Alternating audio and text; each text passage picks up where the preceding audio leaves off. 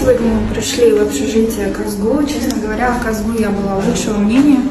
Как будто здесь все осталось в 60-х.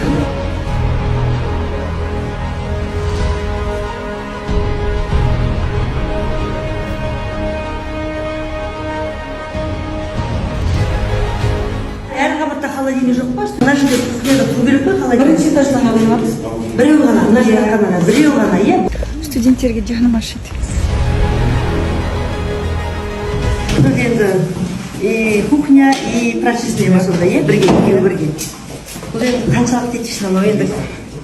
Мен сөзім жоқ. 350 адам тұратын жаққа 12 камера бар, 12 ғана камера. Ескеру. Прачечный мен кухня бірге. Түсіндір ба? Прачечный мен кухня бірге ғой, ойлаңыз.